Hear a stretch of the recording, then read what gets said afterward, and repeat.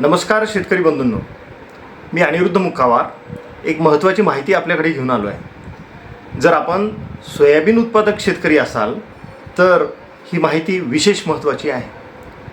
सोयाबीनचं उत्पादन जास्तीत जास्त यावं यासाठी ही उपयुक्त माहिती ठरेल. जर आपण सोयाबीन पेरणार असाल तर आपण जे बियाणं पेरणार आहोत त्याची उगवण क्षमता नक्कीच तपासायला पाहिजे. आणि उगवण क्षमता कशी तपासावी यासाठी हा व्हिडिओ आपल्यापर्यंत पोचवत आहे. जर माझा व्हिडिओ माहितीपूर्ण वाटला, चांगला वाटला तर नक्कीच लाईक आणि शेअर करा.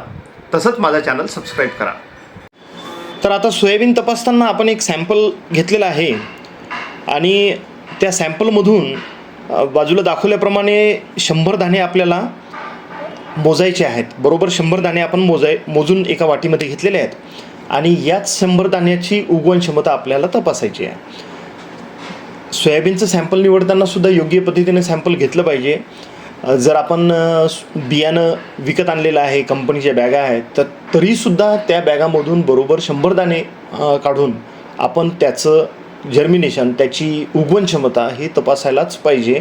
नाहीतर अनेक वेळा आपल्याला पुन्हा त्रासाला सामोरं जावं लागते, जे की नुकसानकारक असते. आणि मग पुढे दाखवल्याप्रमाणे की जे आपल्याजवळ गनी बारदान आपण ज्याला म्हणतो, ते गनी बारदान आपल्याला घ्यायचं आहे आणि त्याला ओला करून अशा पद्धतीनं जमिनीवर बरोबर अंथरायचं आहे. आणि त्या गनी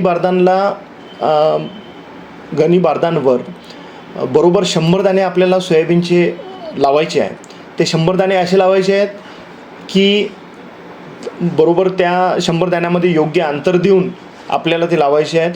म्हणजे पुढे आपल्याला उगवलेले सोयाबीनचे दाणे आणि न उगवलेले सोयाबीनचे दाणे याचा योग्य फरक आपल्याला समजला पाहिजे.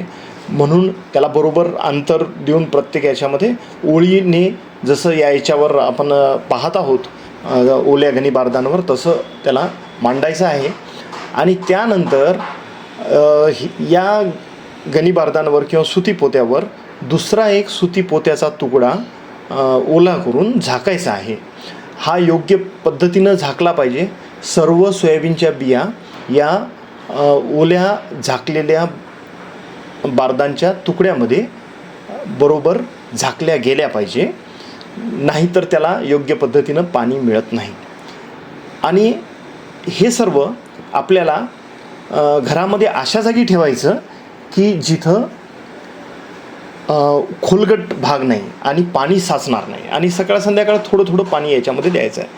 तर हे थोडं उंचावर जर असलं तर असं होईल की जास्त जर पाणी झालं तर याच्यातून पाणी वाहून बाहेर निघून जाईल. आणि कारण जर पाणी साचलं तर सोयाबीन बरोबर उगवत नाही, तर बिया सडून जातात.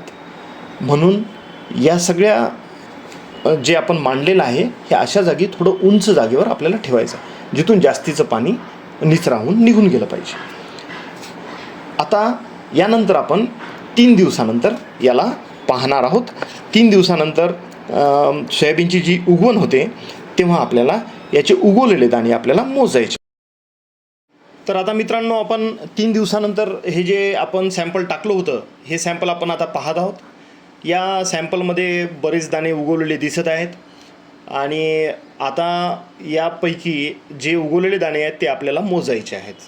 तर दाणे मोजताना ज्या दाण्यांनी अंकुर काढलेले आहेत, ज्याचा अंकुरण झालेलं आहे, तर ती सर्व दाणे आपल्याला मोजण्यामध्ये घ्यायची आहे.